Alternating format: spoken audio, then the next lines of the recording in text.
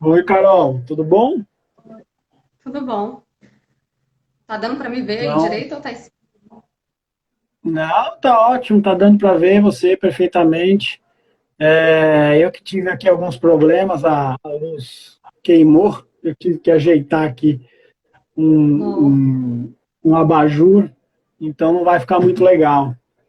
E mais uma vez, né, começo pedindo desculpas por essa gafe, esse mico. Carol, foi mal. A primeira live que a gente fez do ProArc Audiovisual foi minha e do Bruno, falando sobre game, e foi às 18 horas. Então, na verdade, eu fiquei com isso na cabeça. Eu sei que a gente tinha agendado, realmente a gente tinha agendado para as 19, então eu te peço mil desculpas aí por criar esse tumulto, né? Não, E mas peço desculpas a todo mundo que entrou naquela hora também, depois a gente saiu e o pessoal, enfim, não sei se voltou ou não, mas peço desculpas a todos por essa atrapalhada geral que eu protagonizei aí nesse início da nossa conversa, né? Realmente me desculpe, eu estou um pouco com a cabeça um pouco tomada por uma série de outras coisas, como você sabe, então tem uma justificativa, mas não tem, né? A culpa é minha. E eu sou um sujeito meio atrapalhado mesmo, né? Sempre também já informo isso. Então, quem está entrando e não conhece, né? A função aqui é realmente dialogar com todo mundo, né? Então, eu sou um sujeito meio atrapalhado, né? Então, vamos dar início. Já está na hora aí, Carol? Tá tudo certo? 19 agora não. dessa vez? Teoricamente, no meu celular ainda faltam 2 minutos, mas eu acho que Ah, já é? dá pra Dois gente. minutos? Então vamos esperar dar os 2 minutos, porque eu também estou sem celular. Pra você ver como a coisa tá. O celular está aqui sem relógio. Eu esqueci o relógio lá fora. Então a Ah, gente vai esperando, vai chegando gente. Já tem aí 31 pessoas. Vamos aguardar esse tema tão importante, tão divulgado, né? Tão essencial para a gente nesse momento. sim. E, e é isso. Parabéns para você. E obrigado por você ter topado, né? Como egressa do ProArc. É Ah, fundamental essa participação, né? E esse debate com a sociedade, né? Uma das coisas que a gente teve mais cobrança nos últimos tempos, e o ProArc Audiovisual é um projeto de extensão que tenta dar conta justamente disso, né? Nós começamos em 2019, mas que com uma série de entrevistas, né? Você inclusive deu, mas ainda não está pronta, a tua não foi lançada, né? é. E a gente decidiu por bem nessa pandemia também dar as caras, né? E também fazer essas pequenas lives, né? No Instagram, duração de 1 hora, né, Carol? Eu sei que vai ser um desafio para você ir para um tema tão difícil, né? Sua defesa foi o quê? 4, 5 horas de debate, merecidas, né? Com peso, com qualidade. Mas nós só temos 1 hora aí. E fica um countdown aí. Na vez passada, eu porque falo muito, né? Como sempre, como eu estou falando agora. É, o Instagram caiu, ele cortou a mim, cortou o Bruno, porque a gente ultrapassou o tempo. Então pode ser que isso aconteça. E eu Tá. experimentei algumas instabilidades, como todo mundo, né, no sistema de internet. Então pode ser que tenha, infelizmente, aconteça de cair. Se cair, eu conecto de novo, eu tento solucionar, né? Tá. Então, bom, gente, vamos começar a discutir. Eu vou apresentar aí a Carol minimamente. A Carol pode falar o que quiser dela mesma. Então, a Carol é egressa do ProArc, né? Defendeu em outubro, né, de 2019 agora, esse trabalho tão importante sobre a arqueologia da ditadura, a arqueologia da repressão, a arqueologia dos centros de detenção, é, e doutora já, né, egressa, e tem muito para falar para a gente, né? Acho fundamental o trabalho dela. Eu disse isso na defesa, que eu tive o prazer, né? Graças a Carol e ao Zarank, que foi o orientador dela dentro do programa. Também parabéns ao Zarank. Eu tive a oportunidade de ser um dos membros da banca e ter acesso a esse trabalho que é realmente primoroso e com muito valor, principalmente para a situação atual, né? Você quer falar mais alguma coisa sobre você, Carol, de apresentação? Não, basicamente é isso mesmo. Eu só queria agradecer o convite, né, de dar esse pesquisa, porque, enfim, realmente no momento que a gente vive, né, questões aí do renascimento aí, do revisionismo histórico aí da ditadura que está sendo feito, né, com uma idade de ouro, enfim, de prosperidade, não um regime de violência. Então, eu acho importante ter lives como essas, né, que falam do lado desse regime, né, enfim, que as pessoas fingem que não existe, né, que foi do terrorismo de Estado. Então, a gente tem que conversar sobre isso, a gente tem que falar sobre os crimes humanitários cometidos, né? Então, sempre ter espaço para conversar sobre isso é muito bom. Então, eu queria agradecer o convite. Eu realmente gostei muito. É isso. Você já me apresentou muito É, bem. É grande do PROAC, é isso aí. E usar como orientador, né? claro, claro. E é um tema de arqueologia contemporânea, ou seja, como você bem falou, mais contemporâneo impossível, né? Não arqueologia contemporânea, mas uma arqueologia da contemporaneidade também, né? Conceitos importantes que já desmistificam aquela antiga visão, aquela antiga aura, né, da arqueologia enquanto uma ciência, uma prática científica dedicada ao passado longínquo, né, às civilizações extintas, né, conceitos bem antiquados e que hoje já não servem mais para essa arqueologia, né? Então pode ter muita gente estranhando profundamente, né, ainda com aquela visão de, né, o que a arqueologia tem a ver com a ditadura, já que por que ela não está falando de pirâmide? Não é isso? Que essa é uma ideia comum. Então, uma arqueologia do contemporâneo, né, que vem dentro dessa nova abordagem, já não tão nova, né? Isso nós estamos falando de uma mudança dos anos 90 do século passado, né? Então, nós já temos aí uma temporalidade suficiente para isso, mas como a gente está dialogando com o público em geral, é importante marcar isso também, né, Carol? Esse conceito da arqueologia do contemporâneo. Sim, porque a arqueologia, né, ela é o estudo, enfim, dos contextos culturais e sociais por meio das coisas, né? Por meio dos objetos, enfim, por meio do que a gente chama de cultura material. É isso, a gente pode construir conhecimento sobre sociedades passadas, a gente também pode e deve construir conhecimentos, né, trazendo novas visões, novos discursos, novas narrativas para falar sobre o mundo contemporâneo, né, o mundo de hoje, né?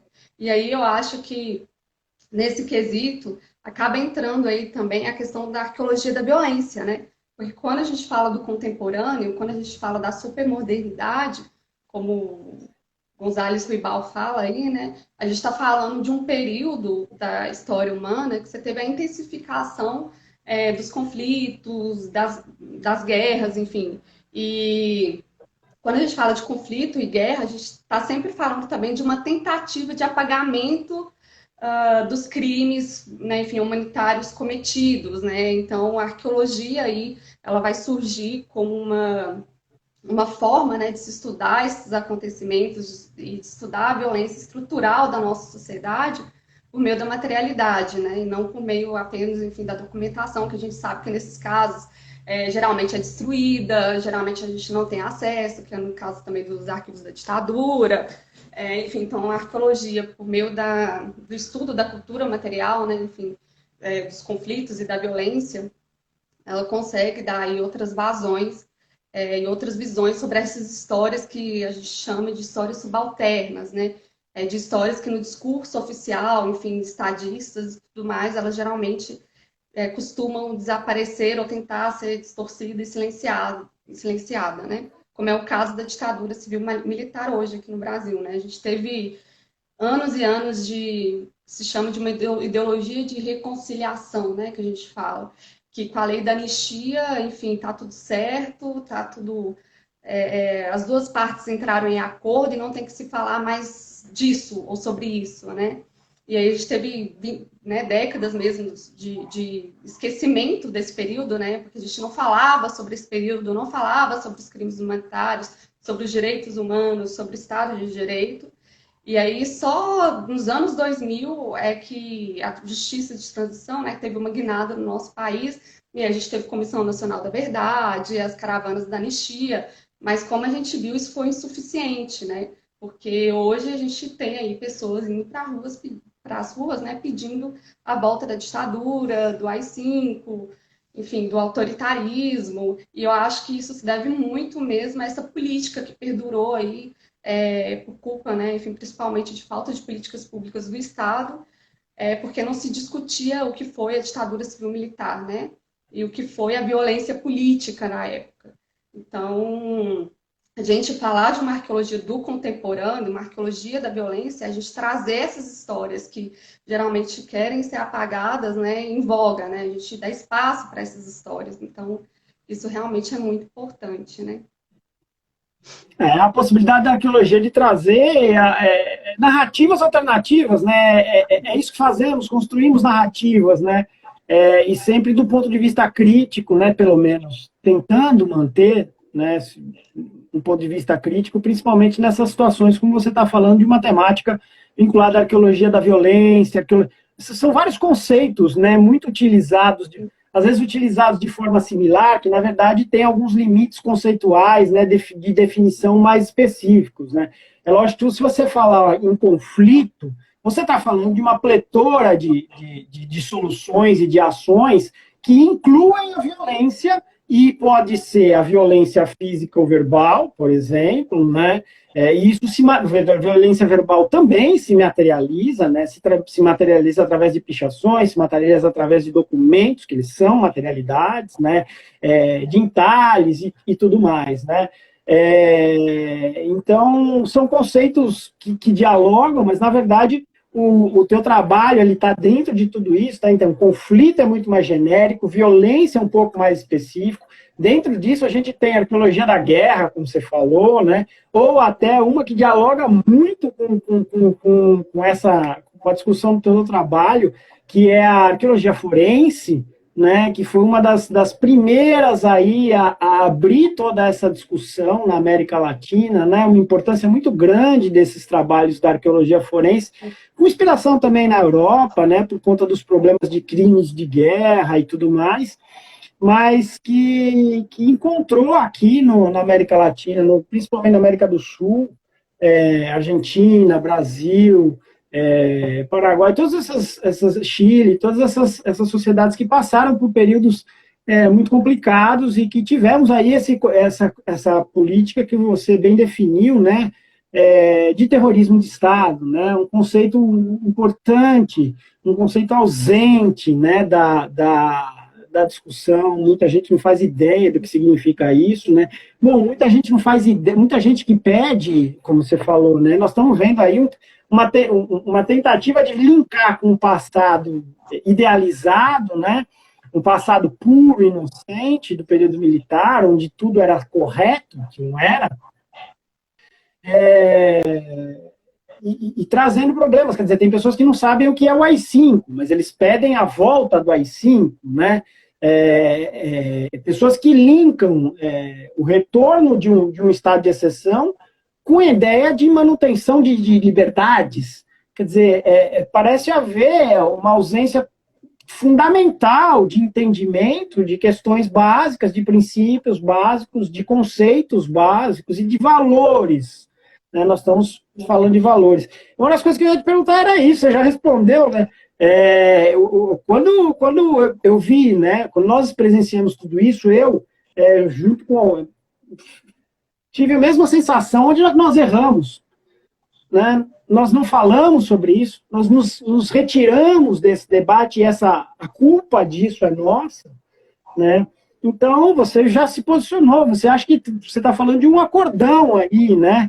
o acordão do retorno das liberdades assinada, né, anistia aí restrita, inclusive para torturador, para assassino, né, foi levada também para um acordão da memória, para uma anistia na memória, uma memória anistiada, aí, de certa forma anestesiada, é o que você está me relatando, né? Eu fiquei muito tempo pensando sobre isso, e até agora eu não sei dizer se é isso efetivamente, viu, Carol? Mas eu entendo, eu parte achava que eu tinha culpa, por exemplo. A arqueologia, como você falou aí das novidades do contemporâneo, a arqueologia só foi dedicar a isso muito recentemente, só definiu isso como um tema de pesquisa muito recentemente. Nós continuamos seguros, né, nas nossas construções narrativas sobre o passado, que não importa a ninguém, não cria polêmica. Né? A tua atuação e essa arqueologia é uma arqueologia engajada, uma arqueologia de polêmica, é uma arqueologia do contemporâneo para o contemporâneo, faz todo sentido hoje. Não é? Como que é muito difícil quando a gente fala de arqueologia do contemporâneo, como tem uma proximidade temporal, uma proximidade emotiva, né, que isso até o Gonzalez Fibal, de novo, aí citando ele que fala, é muito difícil separar, né, o passado do presente. Não, o passado está no presente. E a gente vê isso hoje aqui no Brasil. O passado realmente está no presente, né? Mas aí é uma coisa muito importante que você falou e que a gente tem que entender da ditadura civil-militar brasileira. Primeiro, eu acho que, para começar, assim, né, por que eu estou usando o termo ditadura civil-militar brasileira e eu não utilizo o termo ditadura militar? Né? Isso já é o começo da conversa, né? Ditadura civil-militar brasileira. Por que eu falo assim, né? Porque a gente teve, para ela acontecer, antes do golpe de 1964, teve várias outras tentativas de golpe, né, por parte das Forças Armadas. Só que só de 1964 realmente deu certo. Por quê? Porque teve apoio considerável, né, enfim, de parte da sociedade civil.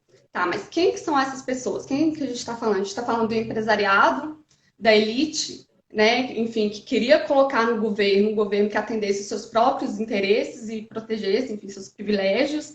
A gente está falando da parte conservadora da Igreja Católica, a gente está falando da grande mídia, que sempre está aí muito ligada ao empresariado, à elite, né? E também da classe média, né? A gente tem a famosa e icônica, né, a Marcha com Deus pela Família e Liberdade, né? Enfim, que aconteceu na época e que mostrou, realmente demonstrou para os militares que eles tinham apoio da sociedade civil, enfim, para fazer o golpe, né? Então, se a gente teve ditadura, é porque a parte da sociedade civil apoiou a ditadura, né? Isso é muito importante falar sobre isso. Obviamente que o poder estava concentrado na mão dos militares, né? Enfim, eram eles que governaram, mas com o apoio da sociedade civil, né? De parte da sociedade civil. Então, eu acho que é bom a gente trazer isso hoje para a gente realmente refletir que, de fato, é perigosíssimo, né? A gente apoiar hoje ainda, né? Enfim, o autoritarismo, a volta do autoritarismo, porque isso pode fazer a diferença, sim. Então, eu acho que uma coisa muito importante que tem que deixar clara é isso, né? Quando a gente fala de ditadura civil-militar brasileira, né? E outra coisa importante aí de deixar claro que foi um regime que a gente chama de terrorismo de Estado, né? Enfim, o que é terrorismo de Estado?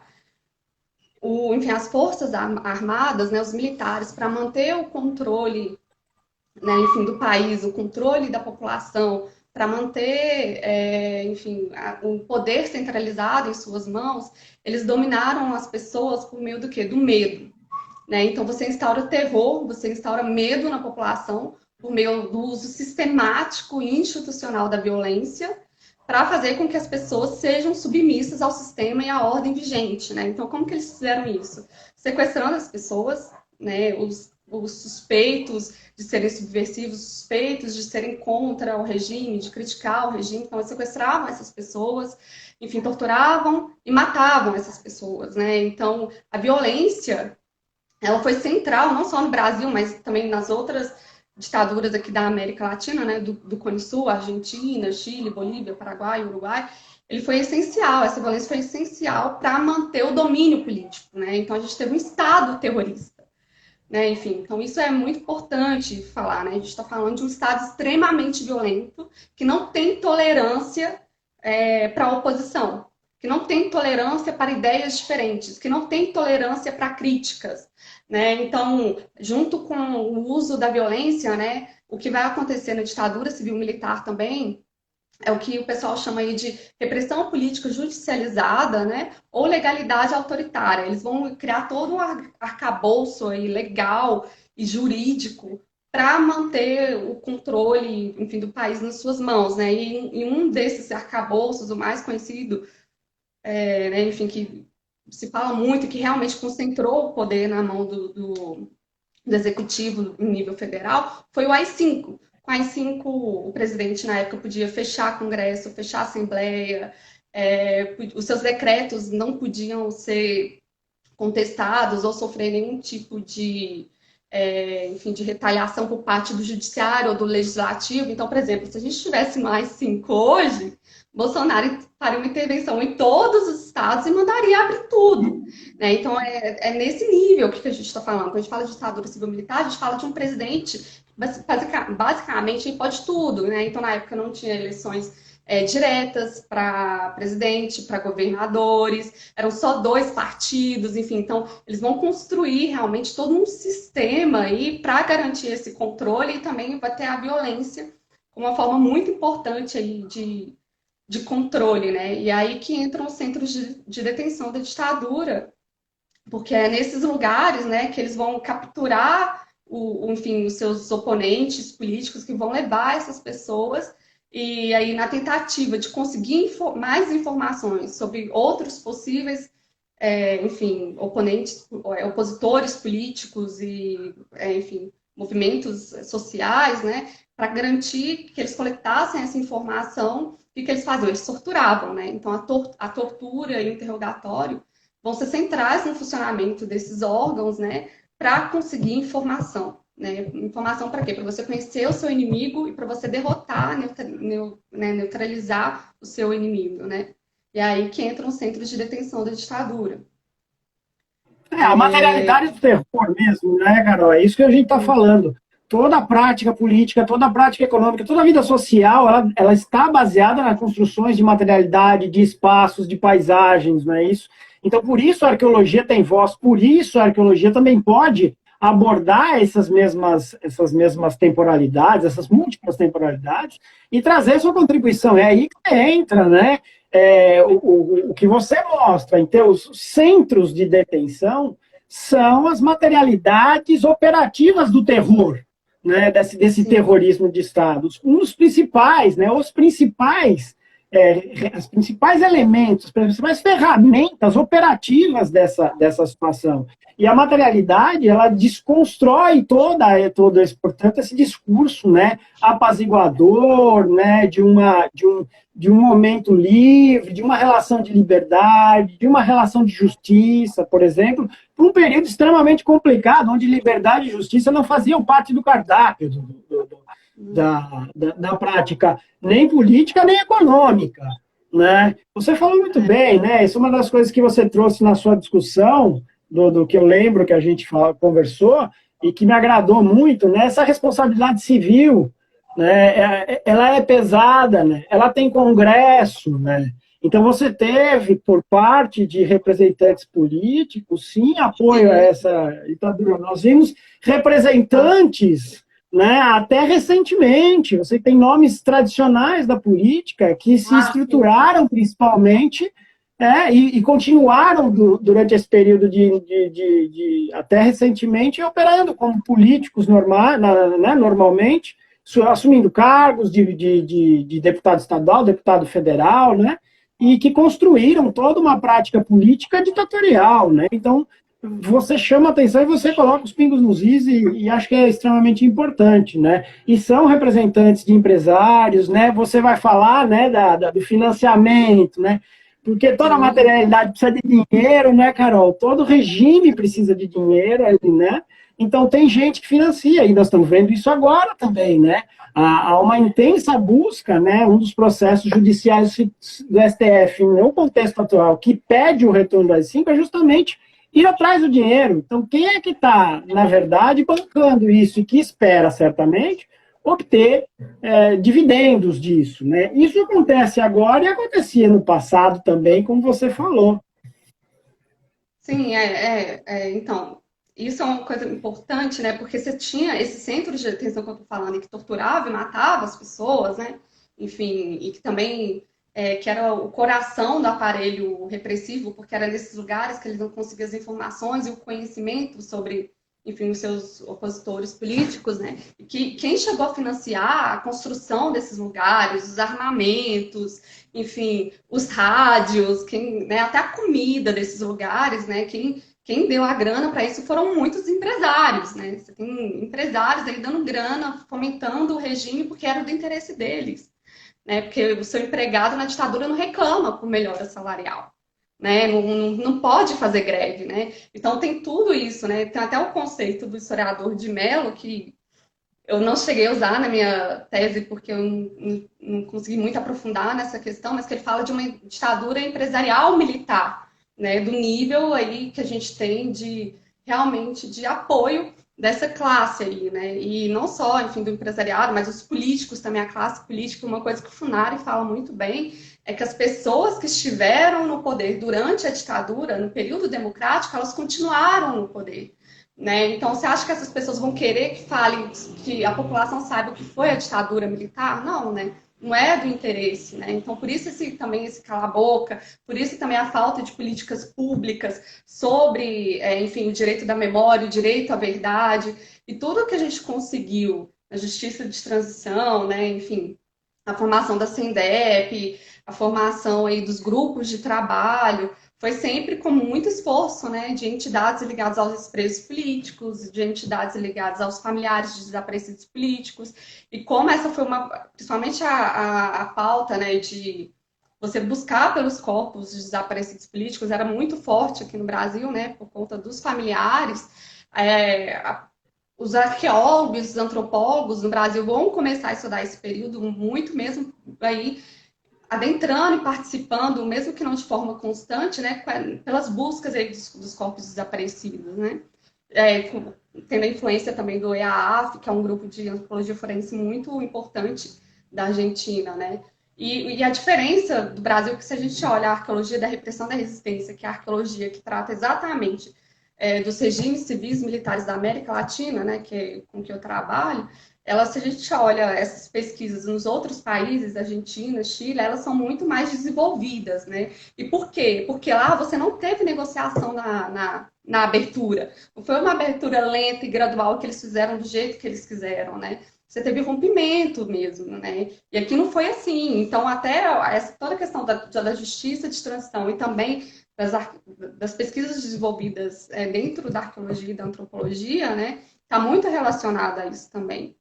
Né? E só agora, nos últimos anos, é que a gente vai ter uma geração de arqueólogo que também está indo além da busca de desaparecidos políticos, né? Que está utilizando a arqueologia para estudar de outra forma, enfim, os crimes humanitários cometidos no regime militar, né? Enfim, também para estudar o que foi a ditadura civil-militar, né? E aí, uma dessas pessoas é a Denise, que está dando tchauzinho aqui agora, a Bareta, a Denise Costa, né, a Bareta, enfim, o Pedro Maguire, enfim, a gente tem um grupo ainda muito pequeno de pesquisadores, do qual eu fiz parte, né, que aí no PROARC, com o meu doutorado, que são pesquisadores que estão começando a estudar os centros de detenção da ditadura, porque até isso é um tema muito novo dentro da arqueologia da repressão da resistência do nosso país, que até então era realmente mais buscas por desaparecidos políticos, né? Então agora que está começando a ter um estudo aí desses centros de detenção. E aí a minha tese foi o primeiro estudo, né, a comparar os centros de detenção, né, o funcionamento desses lugares, né, dos centros oficiais de detenção e dos centros clandestinos de detenção, né. Para quem não sabe a diferença, os centros oficiais de detenção eram as delegacias, os batalhões, né, do ECOD, DOPS, onde as pessoas eram, enfim, detidas e torturadas, né, mas eram lugares públicos que o público conhecia, que o público sabia onde estava, sabia de endereço. E os centros clandestinos de detenção vão ser aqueles centros também onde a galera de detenção e tortura, né? Mas que vão ser secretos, que as pessoas não sabiam que existiam, né? Então aí eu tentei fazer uma comparação, né, entre o funcionamento desses dois centros, né? E se tinha alguma diferença na materialidade, né? E eu vi que não, que a materialidade e que as estratégias repressivas dos centros oficiais e clandestinos eram muito parecidas, né?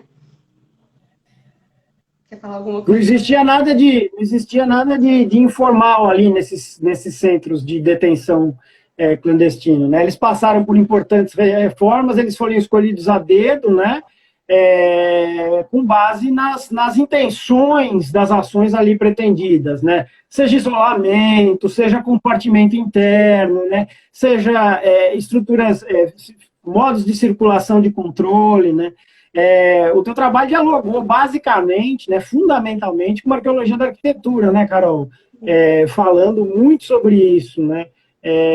Então, fala um pouco para a gente sobre isso, né? Sobre essa sua principal ferramenta. Não é só matemática, né? Mas é a materialidade, é a visão da arqueologia e uma visão com um emprego de uma metodologia específica, né? Porque, teoricamente, não só a arqueologia do contemporâneo, a arqueologia da repressão da resistência são campos, né, teoricamente novos dentro da arqueologia, mas a arqueologia da arquitetura também né? Começou, tem gente que fala na década de 50, tem gente que fala que na década de 70, mas foi mais a partir dos anos 90 que ela começou a se diversificar, né? Que a arqueologia da arquitetura, basicamente, a gente constrói conhecimento, né, sobre um determinado contexto cultural e social e político, estudando as edificações, estudando as construções, né? E no caso dos centros de detenção da ditadura, eu consegui perceber que a arquitetura desses lugares, ela tinha características muito específicas que ajudavam os agentes, né, nas suas estratégias aí de repressão. Então, por exemplo, todos os centros que eu estudei, eles tinham um espaço que a gente fala que são espaços não distributivos, né? O que isso significa? Que para eu chegar de um cômodo a outro, eu só vou ter uma via, eu só vou ter um caminho, né?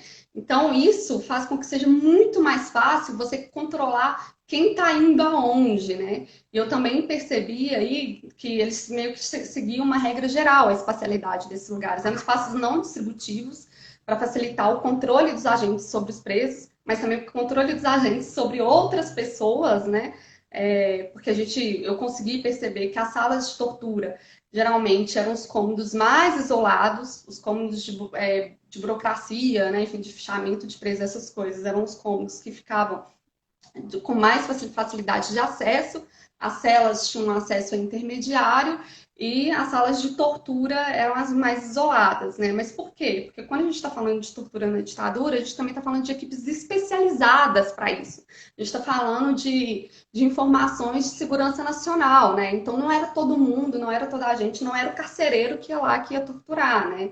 Então eram atividades que exigiam também uma privacidade, digamos aí, né? Então, esses cômodos eram os que ficavam mais afastados. E eles, por mais que eles não construíssem os centros de detenção, a maioria eles tiveram que adaptar, né? Enfim, eles adaptaram muito bem, justamente para atender todas essas prerrogativas, né? De conseguir controlar como se dava a movimentação desses locais, né? E de conseguir, de acordo com seus interesses, né? Como esse, por exemplo, de deixar as salas de tortura mais distantes, né? E eles conseguiram fazer isso tudo. E outra questão dessa arquitetura aí do centro de detenção muito importante é que esse espaço, principalmente os espaços das celas, eles vão ser configurados para evitar o contato entre os presos, né? Porque se um preso ele tem contato com outros presos, significa o quê? Troca de informação. Isso significa suporte psicológico, emocional.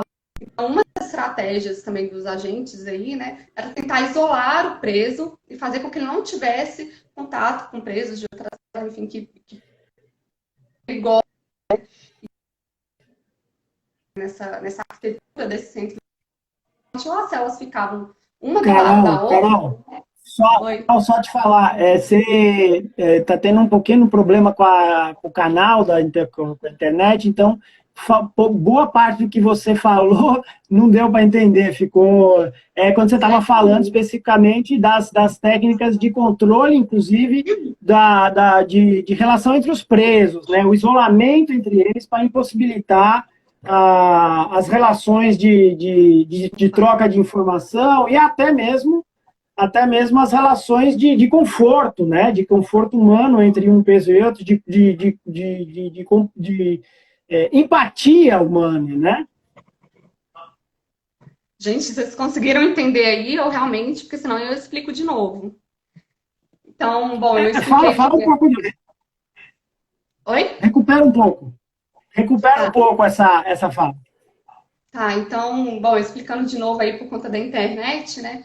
Esses espaços, eles foram construídos, na maioria das vezes adaptados mesmo, né? Para fazer com que os agentes conseguissem controlar muito bem a movimentação das pessoas nesse espaço, né? E deixar, por exemplo, as salas de tortura menos acessíveis possíveis. E aí as celas também vão ter uma acessibilidade intermediária e, é claro, enfim, os cômodos burocráticos, de função burocrática, vão ser os cômodos que têm maior acessibilidade aí, né? E isso que eu estou falando de espaço não distributivos e controle de movimentação é uma característica do panóptico, né? Que foi um primeiro grande modelo prisional da nossa sociedade moderna. Que realmente esse modelo prisional ele previa o quê? O controle total sobre os presos, principalmente o controle visual era muito importante, e o isolamento dos presos, né? E os centros de detenção, eles seguiram esse modelo aí, não de certa forma como um panóptico era mesmo, né? Mas esses espaços, os corredores funcionando aí como espaços de controle, né? Eles vão ser uma adaptação muito boa do panóptico, né? Digamos assim. Então, além desse controle de movimentação, controle visual sobre os presos também era importante. Outra questão importante era impedir o contato entre os presos, né? Porque o contato entre os presos era perigoso, porque significa troca de informação, combinação de história, né? Combinar o que vai falar lá na hora do interrogatório, e também suporte psicológico e suporte emocional, né? Então a gente vê que esses espaços eles vão ser construídos, principalmente né, nas celas, né, onde os presos ficavam detidos, de forma com que eles não conseguissem se ver.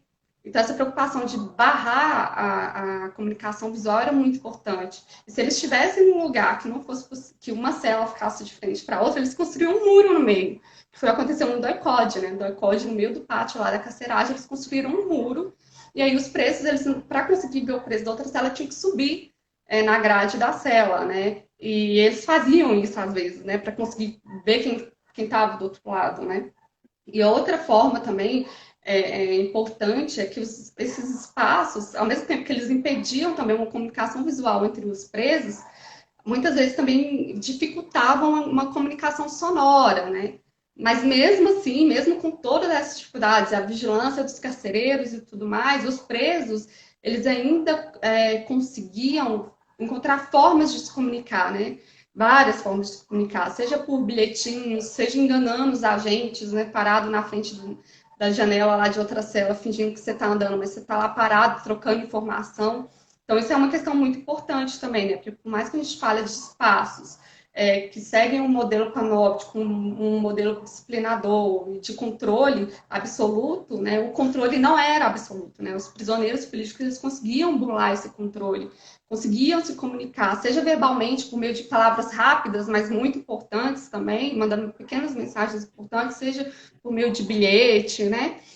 E outra questão também importante nesses passos de a gente pensar a repressão dos presos políticos, né, a tentativa de minar a capacidade física, emocional, psicológica do preso para conseguir arrancar a informação dele, né, que quando a gente pensa, tortura na ditadura, ela não acontecia só nas sessões de tortura, de interrogatório em si, ela acontecia durante toda a experiência de detenção, né? Desde quando o cara era sequestrado no meio da noite, e sequestrado mesmo, porque as prisões eram arbitrárias, ilegais, né?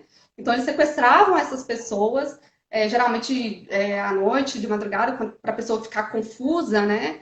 Botava o capuz e levava para as pessoas para esses lugares, né? Então aí você já começa, a própria forma com que essas pessoas vão ser detidas já é uma forma muito violenta, né? Enfim, e quando eles chegam nesses lugares, são lugares ou muito quentes ou muito frios, que a temperatura lugares em que a luz fica acesa o tempo todo, então os presos não conseguiam dormir, ou lugares completamente escuros, e aí o preso perdia a noção de tempo, e isso as solitárias especificamente serviam para isso mesmo, fazer com que o preso perdesse a noção de tempo, né? Que isso é muito importante para você fragilizar uma pessoa, né? Fazer com que ela perca a noção de tempo e perca a noção aí de controle da situação. A alimentação dos presos também, que, pelo que eu vi em todos os centros de detenção, era uma alimentação muito precária, e muitas vezes eles deixavam de alimentar os presos para que eles ficassem fracos mesmo, né?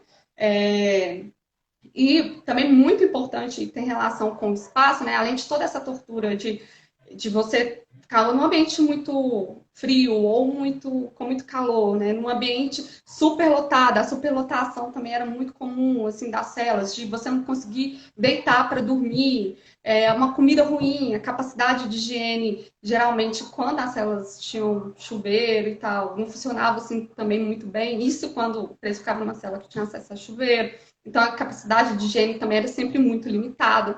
Os espaços eram extremamente sujos, né? Ficou pulga, rato, inseto. Então, a gente tem toda uma série de estímulos sensoriais que vão fazer com que o preso se sinta desconfortável a todo momento, né? E, além disso, uma coisa muito interessante que eu pude notar também em todos os centros de detenção é que em todos os centros os prisioneiros falavam que conseguiam ouvir os gritos de tortura. Né? Então, então, o espaço ele também era pensado dessa forma de fazer uma violência simbólica, né? A violência psicológica, né? Que até os presos eles mesmos usam esse termo, né? A violência psicológica.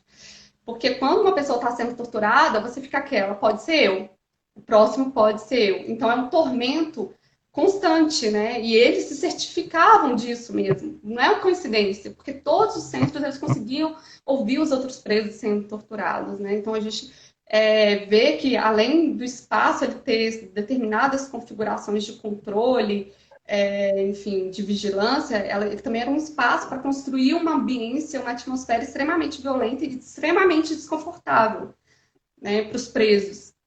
E a forma que eles conseguiam aí de resistência era muitas vezes o companheirismo mesmo de cela, né? Quando o preso voltava da tortura, eles cuidavam, enfim, desse preso, limpavam, davam a comida que tinha, né? Nisso, no caso, quando os presos não ficavam isolados, né? Porque também a gente tem casos e fases aí da detenção, né? Dependendo do centro de detenção que a gente está falando, mas na fase realmente em que se ocorria mais a tortura, que é quando o preso tinha acabado de ser capturado, né, nos centros oficiais de detenção, geralmente esse preso ficava isolado, né, como a gente fala aí no DOI-CODE, que tinha um prédio, um dos prédios do DOI-CODE foi utilizado só para deixar presos escondidos, né, presos isolados, enfim. Então, eu não sei se eu consegui explicar direito, né, de como que esses espaços eles foram aí pensados realmente, utilizados para reprimir aquelas pessoas, para deixá-las desconfortáveis o tempo todo, porque aí você está falando de fragilização, né? Você fragiliza essa pessoa. E quando fragilizada, ela se torna submissa, se torna dócil, né? E aí ela faz o que você quer. Só que nem sempre isso dava certo, né? Porque os presos, principalmente pela comunicação subversiva, e pelo apoio mesmo que eles encontravam um no outro, quando era possível, eles conseguiam resistir a essa violência, né? Isso também é muito importante. E uma coisa muito engraçada dos presos também, na utilização desse espaço, que é um espaço repressor, né? Eles conseguiam achar meios de, nesse espaço, conseguir resistir e ter uma certa sensação de controle. Então, por exemplo, em centros aí de detenção, né, os presos ficavam na pontinha da porta para ver quem que estava chegando, quem que estava indo para a tortura, se aquela pessoa voltou da tortura ou não, para saber, enfim, quem eram as pessoas que trabalhavam naquele local. Né? Tudo isso dá uma sensação também de controle do preso, né? Ele saber o que está acontecendo à sua volta. E muitas vezes eles utilizavam da própria arquitetura do lugar para fazer isso. Né? No DOI-CODE a gente tem o exemplo da cela feminina, que as mulheres ficavam na porta da cela, vendo realmente quem estava se movimentando. Na Casa Azul, a gente também tem esse exemplo, né? O pessoal olhando da brechinha da janela para ver os prisioneiros que acabaram de helicóptero, de chegar de helicóptero no local. Enfim, então eles também utilizavam, por mais que a gente está falando de um ambiente, de um espaço repressor, a gente também está falando de um ambiente onde que dava caminhos aí, né, para a resistência, né? dos presos políticos. Eles também souberam fazer isso muito bem, né? Enfim, de usar esse espaço a seu favor também. Né? Porque, como diz um dos presos políticos que eu entrevistei, né? Preso tem que ter malandragem, né? E eles tiveram, né? Enfim. É por isso que essa classificação não é uma arqueologia da repressão apenas, né? É, o retorno ele existe, né? É uma via de mão dupla também. É lógico que há uma desigualdade profunda em termos de acessibilidade, do que um pode ou não, mas você está lidando com pessoas que lutaram contra os processos impostos a elas, com toda essa materialidade opressora, e construíram os seus caminhos alternativos para sobreviver, né? Para sobreviver literalmente, materialmente, enquanto pessoa, e para sobreviver também em termos de informação, de controle de informação, de guardar essa informação para futuramente ser capaz de construir essas narrativas, né? De ser capaz de dizer quem foi, de dizer o que viu, né? De narrar uma situação de opressão e de miséria humana que de maneira nenhuma deveria ser em qualquer canto louvável ou admirada, né? Que me parece um profundo problema de valor humano, né? A gente sabe que os valores humanos são construídos historicamente, né? Mas acho que do ponto de vista da contemporaneidade, como nós estamos falando, né? Nós estamos dentro de um mesmo padrão de valor humano que não aceita esse tipo de coisa, né? Mas aí a gente está aí diante dessa materialidade, né, construída para fazer justamente isso, né, para embutir, para incutir o terror nessas pessoas, para exterminá-las tanto emocionalmente quanto fisicamente, né, materialmente. Você falou rapidamente, você não citou quais foram os centros. Você falou do DOI-CODE, falou da Casa Azul. Então fala aí quais foram o seu campo, né, quais foram as suas arquiteturas do terror, que você teve condições, conta um pouco sobre isso. E peço que você fique atenta na hora aí também, que Nossa, temos não tô uma vendo. hora só. Ah, tá. Termina só, vai controlando, porque o que você tem para falar é muita coisa, então não perca. Então, teoricamente, ainda faltam 17 minutos. Tá? Ou seja, nada. Vamos lá. Então, vamos lá. Os centros de detenção que eu escolhi para trabalhar, eu tive que. Bom, primeiramente, vou falar que a importância desses lugares, né? Por que eu escolhi esses lugares para trabalhar? Bom, eu trabalhei com o DEOPS e o DOI-CODE de São Paulo, que foram um dos principais centros de detenção do país mesmo, né? O DEOPS ele tem uma história aí de repressão política que vai muito antes da ditadura civil-militar, né? Enfim, que perdurou durante o período democrático, antes da ditadura, né? Enfim, também durante a era Vargas. E é um centro de detenção que ele coletou aí ao longo dos anos, né, muitas informações sobre os militantes, enfim, de esquerda e tal, sobre os movimentos políticos, operários, né, sindicais, enfim. E quando ele chegou, enfim, quando chegou na ditadura civil-militar, né, ele foi todo reorganizado para atender os interesses aí do regime, né? Mas ele já tinha um histórico aí de repressão que fez com que ele fosse um centro de detenção muito importante na ditadura, né? Então, além do DEOPS, eu também trabalhei com o DOI-CODE de São Paulo, né? O DOI-CODE, ele nasceu da OBAN, né? Que foi uma operação aí que misturou as estruturas enfim, e os recursos do Exército, a disciplina do Exército, com o know-how, né, com o conhecimento da polícia política, que já vinha reprimindo há muito tempo, né? Então, se teve essa conjunção aí desses atores, né? E eles viram que deu muito certo, a OBAN deu muito certo, conseguiu reprimir muitos grupos aí, prender muita gente aí dos grupos de militância esquerda armada, né? E aí, como eles viram que deram certo, eles instauraram o DOI-CODE de São Paulo, que serviu de modelo para que surgissem DOI-CODE em todo o restante do país, né? Cada zona interna de segurança tinha o DOI-CODE. Então, o DOI-CODE de São Paulo ele foi referência, né? E o DOI-CODE e o DEOPS, juntos, eles fizeram milhares e milhares, enfim, de vítimas de tortura. E mataram aí dezenas de pessoas, né?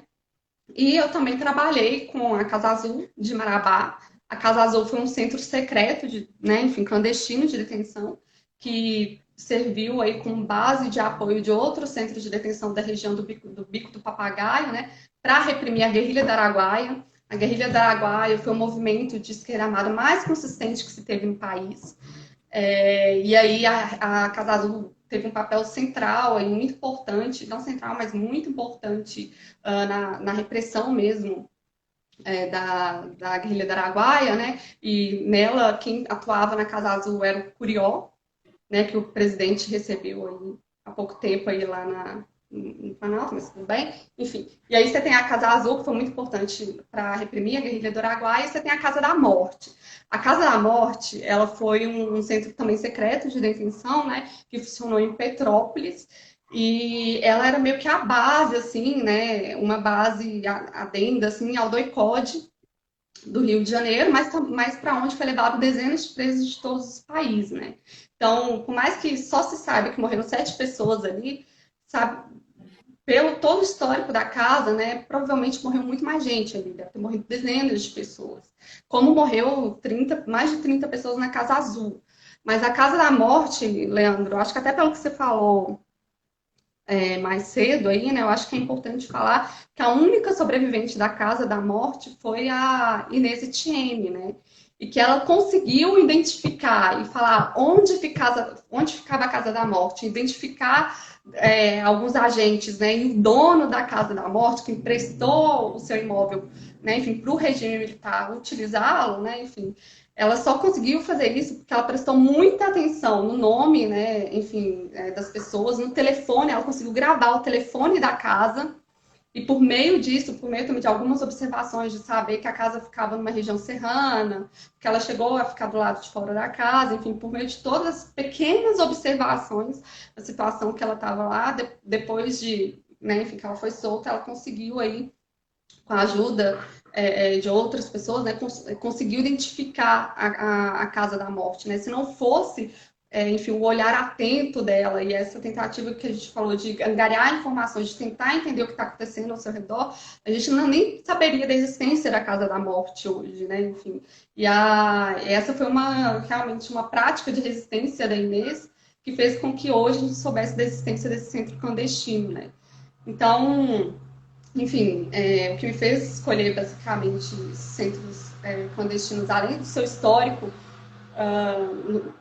dentro do aparelho repressivo do Estado ditatorial, né? Outras variáveis aí que influenciaram na minha decisão foi que eu tinha que trabalhar com lugares que ainda existiam, que ainda estavam de pé, porque eu tinha que fazer uma análise dessa materialidade, análise da arquitetura, eu tinha que ir lá e fazer as análises sensoriais, né, para saber as possibilidades de comunicação que existia entre os cômodos das celas, enfim, enfim, tudo mais também, mas também para entender, conseguir experimentar também a ambiência desses lugares, né, questões relacionadas à luminosidade, à temperatura, para juntar todas essas informações com os depoimentos dos ex-presos políticos que eu entrevistei, né? Enfim, então, primeiro, lugares que existiam, que ainda estão de pé, lugares acessíveis, porque quando a gente fala centro de detenção da ditadura, se eles não foram muito alterados, descaracterizados, ou se eles não foram, né, destruídos, a gente está falando de lugares que ainda também são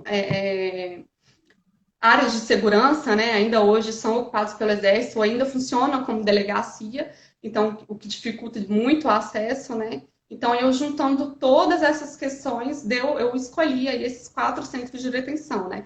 E eu consegui acessar todos eles, inclusive a Casa da Morte, que foi tombada, né? Enfim, recentemente. Ela é uma propriedade privada hoje. E o morador, enfim, eu cheguei lá, bati na porta, pedi para conhecer a casa, expliquei minha pesquisa, e por mais que ele negasse que ele não tinha sido a Casa da Morte mesmo, ele me deixou entrar.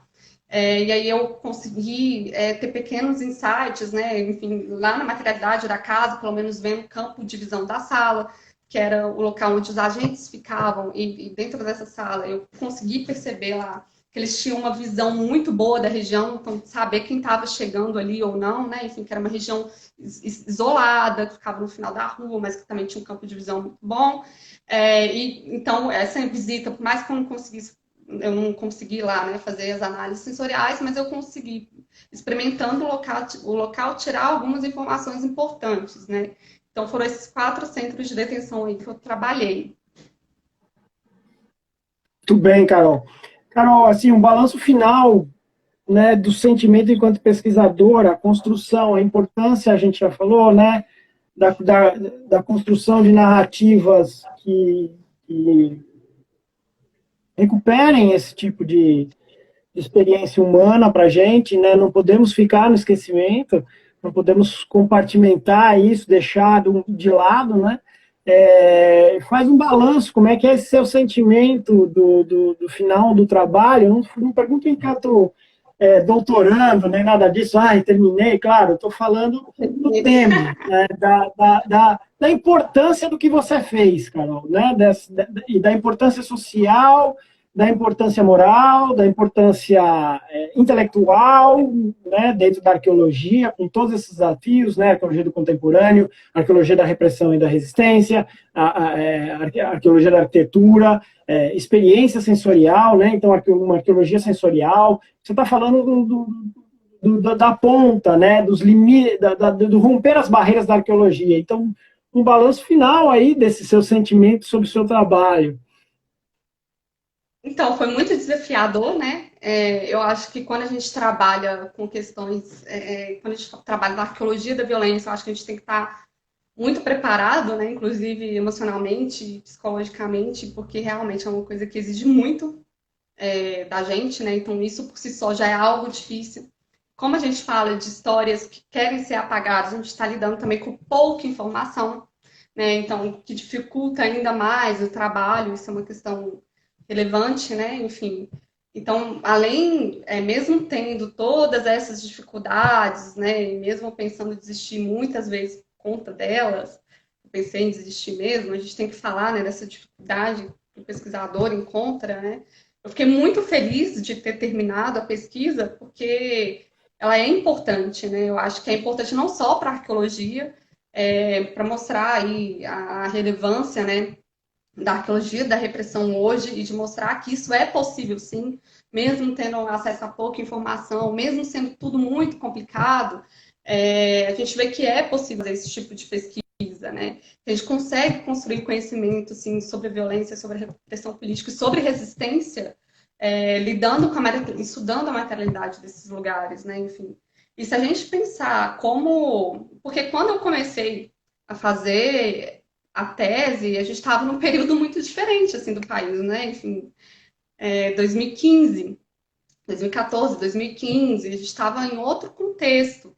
E aí, nessa época, eu estava fazendo muito por uma questão pessoal minha, de saber mais o que era a ditadura, mas também sabendo que, enfim, que aí você já tinha já o relatório final da Comissão Nacional da Verdade, mas sabendo que tinha muito a ser feito, assim, nessa época, mas eu só fui perceber, assim, me dar conta do quão necessário era realmente quando foram passando os anos, sabe? Quando eu vi a história se repetindo, e quando eu vi, né, enfim, com o golpe né, enfim, impeachment da Dilma, que teve um discurso, uma narrativa muito parecida com o golpe de 64, e depois, é claro, com o aumento aí do conservadorismo, enfim, no nosso país, né, enfim, com os atos aí pela volta da ditadura civil-militar, né, e aí eu realmente me dei conta de que esses trabalhos eles são extremamente necessários, né? E que, por mais que a gente ainda esteja no começo, aqui falando do Brasil, né? Eu acho que a arqueologia da repressão da resistência, que ainda está dando seus primeiros passos, eu acho que foi bom ter terminado e mostrar que